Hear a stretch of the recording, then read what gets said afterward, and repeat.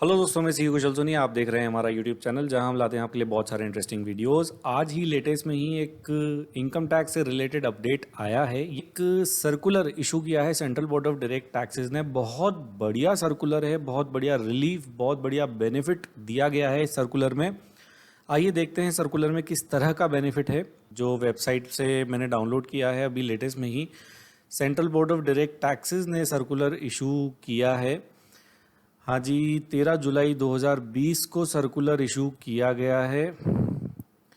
Circular क्या कहता है? सर्कुलर का सब्जेक्ट है one time relaxation for verification of income tax returns for the assessment year 2015, 16, 16, 17, 17, 18, 18, 19, 19, 20 which are pending due to non-filing of ITR V form and processing of such returns regarding। हाँ जी, ये जो subject है इससे ही पता चल जाता है कितना बढ़िया बेनिफिट है।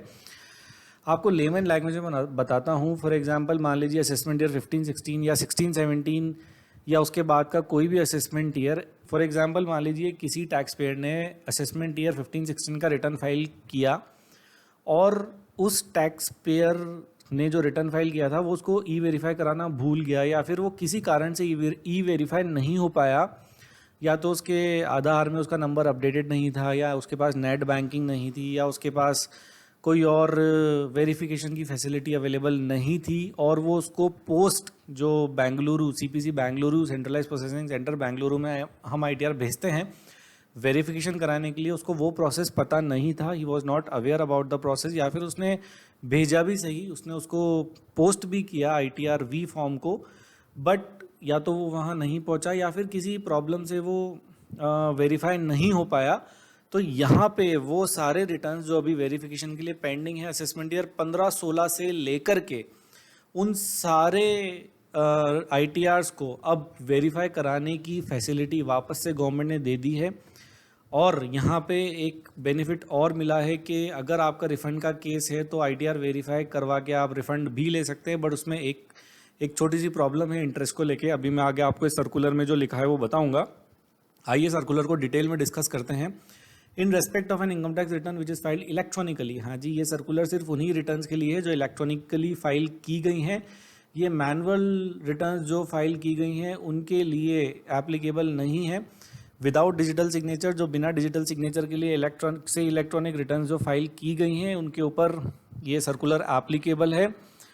The tax payer is required to e verify it using any of the following modes within the time limit of 120 days. हाँ जी, जैसा कि हम सबको पता है कि आईटीआर वेरिफिकेशन की टाइम लिमिट जो हमें मिलती है from the date of filing of the ITR V form electronically, वहाँ से 120 दिन तक आप उस आईटीआर को ई वेरीफाई करा सकते हैं। यहाँ पे 1, 2, 3, 4, 5, 6 तरीके दिए हुए हैं कि आप इन 6 तरीकों में से कोई सा भी एक तरीका सेलेक्ट करके अपनी आईटीआर वी को वेरीफाई करवा सकते हैं। बट किसी कारण से अगर असेसमेंट ईयर 15-16 या उसके बाद के आईटीआर आपने वेरीफाई नहीं कराए हैं तो एक बहुत बढ़िया सर्कुलर है, वन टाइम अपॉर्चुनिटी। सर्कुलर में लिखा भी है कि ये लास्ट अपॉर्चुनिटी हम दे रहे हैं कि आप पुरानी आईटीआर्स को वेरीफाई करवा सकते हैं। In this regard, it has been brought to the notice of Central Board of Direct Taxes that large number of electronically filed ITRs still remain pending with the Income Tax Department for want of receipt of ITR of a valid ITR-V from form at CPC Bengaluru. हाँ जी, government के पास, central board of direct taxes के पास काफ़ी सारी इस तरह की रिक्वेस्ट आई, और उन्होंने जब अपना डेटा एनालाइज किया तो उनको पता चला कि आईटीआर काफ़ी सारे इलेक्ट्रॉनिकली फाइल्ड हैं, बट वेरिफिकेशन उनका अभी भी पेंडिंग है 120 दिनों के बाद भी। तो इन दिस कंटेक्स्ट, हाँ जी, as a one-time measure for resolving the grievance of the taxpayer associated with non-filing of ITR-V for earlier assessment years and to regularize such returns, in जो pending verifications हैं इन ITRs को regularize करने के लिए, which have been either become non-est or have remained pending due to non-filing, receipt of respective ITR-V form, the CBDT in exercise of power under section 119। हाँ जी, section 119 की powers को use करते हुए circular issue किया गया है। In case of return for assessment year 15, 16, 16, 17, 17, 18, ये है यहाँ पे मेन बेनिफिट सर्कुलर में। In case of return for assessment year 15, 16, 16, 17, 17, 18, 18, 19, 19, 20 which were uploaded electronically by the taxpayer within the time limit allowed under section 139 of the Act and which have remained incomplete due to non-submission of ITR-V form for verification, hereby permits verification of such return either by sending a duly signed physical copy of ITR-V। अब आप इन पुराने assessment years की ITR-V को by post CPC भेज सकते हैं verification के लिए, या फिर जो ऊपर मोड्स दिए गए थे इलेक्ट्रॉनिक वेरिफिकेशन के, उनमें से किसी भी मोड को यूज़ करते हुए वेरीफाई आप करवा सकते हैं।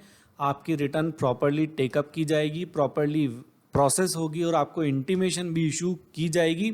हाँ जी, वेरिफिकेशन की लास्ट डेट है 30 सितंबर 2020। इस डेट तक वेरिफिकेशन ज़रूर करवा दें।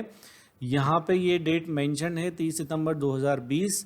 30 सितंबर 2020 के बाद ये मान लिया जाएगा कि आपने ITR फाइल नहीं की है। अगर वो ITR वेरीफाई नहीं होती है तो अब यहाँ पे सर्कुलर में एक कैच है सर जी, जो कि मेंशन है पॉइंट नंबर 4 में। However this relaxation shall not apply in those cases. There are certain cases on which this relaxation as given in this circular is not applicable.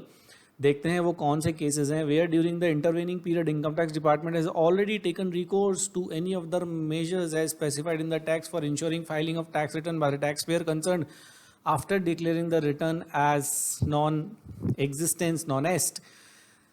ये point number 4 जो है वो ये कहता है कि ये सर्कुलर का बेनिफिट, सर्कुलर में जो रिलैक्सेशन दी गई है ये एप्लीकेबल नहीं होगी उन केसेस में जहाँ पे डिपार्टमेंट द्वारा कोई एक्शन ले लिया गया है ताकि ये इंश्योर कराया जा सके कि जो टैक्स पेयर है वो अपनी ITR फाइल कर दे, या तो कोई नोटिस इशू कर दिया गया है या केस असेसमेंट के लिए टेकअप कर दिया गया है। उस केसेस में ये जो बेनिफिट दिया है सर्कुलर में, इसका बेनिफिट, इसकी रिलैक्सेशन उन टैक्स पेयर्स को नहीं मिलेगा जहां पे डिपार्टमेंट कोई एक्शन ले चुका है ये इंश्योर कराने के लिए कि टैक्स पेयर अपनी रिटर्न फाइल कर दे।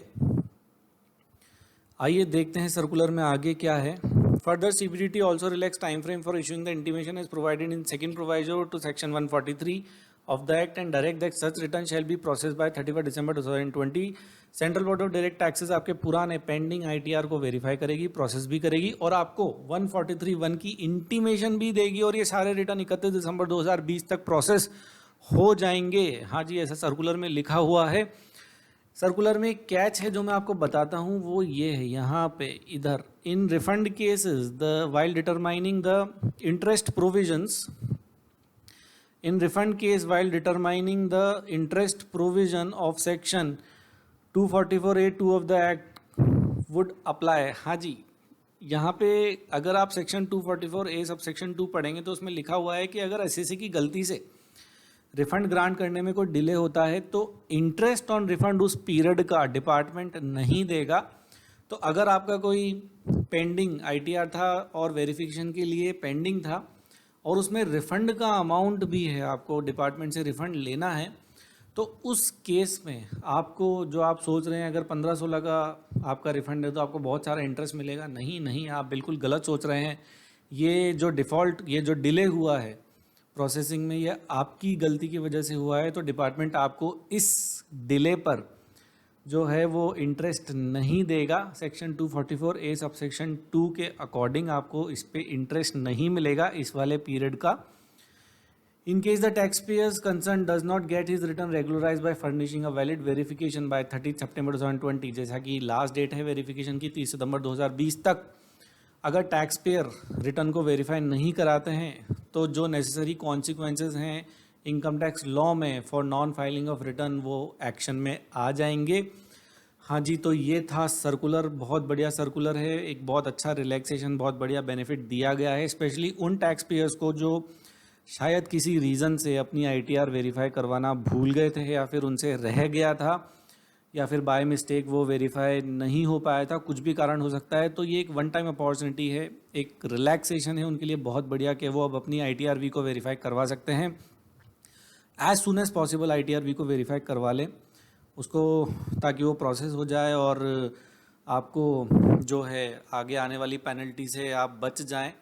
Thank you for watching this video, thanks a lot. ये था इनकम टैक्स से रिलेटेड एक इंपॉर्टेंट अपडेट। हम लाते रहेंगे आपके लिए ऐसे ही बहुत सारे इंटरेस्टिंग वीडियोस।